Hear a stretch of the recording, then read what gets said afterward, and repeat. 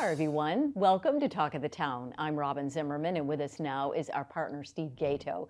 As you know, he's a certified financial planner.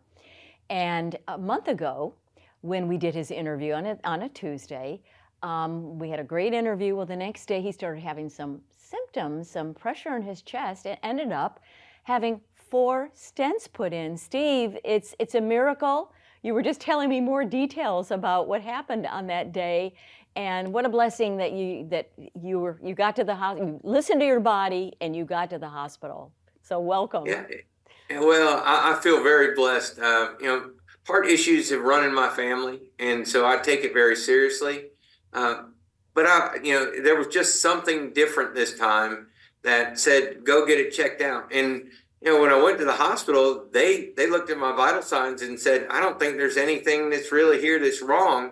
But we're going to do an echo and a stress test and see what's going on. Well, I didn't even make it to the stress test part. They said, you have limited flow in your heart, and we're going to go in and do a heart catheterization, find out what's going on. And, a 20-minute procedure turned into a 2.5-hour procedure with them putting the stents in. And didn't you have one artery that was like 99% blocked? The main artery, they call it the widowmaker. Yeah. So that kind of alarmed me a little bit, and I know Madeline is thankful that they've taken care of all that stuff. Oh, it's just it's a miracle that medicine can do this kind of stuff. I know. But the other piece is that they call it a widowmaker because most people ignore it and they drop dead. And they die.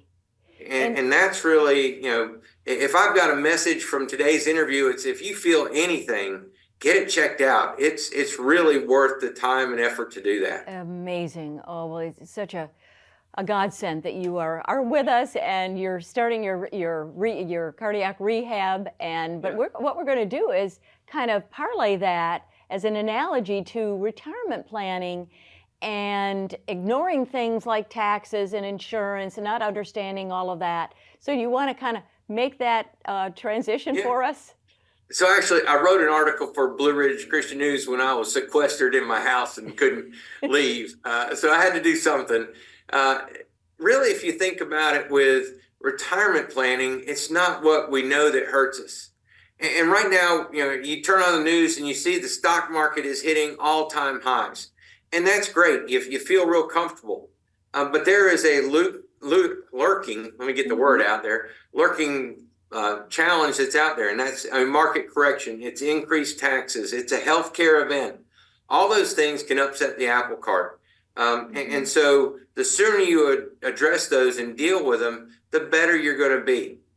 Well, and you have formed this collective. It's called a Strategic Legacy Collective. Explain that to us. Yeah, and that was actually when the Wednesday before I had the event, I traveled to Raleigh and was dealing with a good friend of mine that's got 45 years experience in the insurance industry. He knows more about insurance than anybody I've ever met. And we were on a Zoom call with a guy named Alan down in Florida that has a nonprofit for dealing with legacy issues. And so he can work with businesses to efficiently and tax efficiently transfer businesses on to the next level, sell businesses, create your own private foundations, and they become great planning opportunities. And so just by opening those doors, it allows us to provide more services than I could do all on my own. So I kind of look at it, you're kind of the main hub, you're the primary care, and then you have these specialists that you can refer a client to for help. Yeah, and it becomes, the nice part about a collective is it's very collaborative. And so as I'm talking to Terry, I can say, Terry, what would you do in this situation? And then I'm able to be an advocate for the client and with Terry to say, this is what's best for you. Kind of like that surgeon did. I'm there on the table and he phones a friend.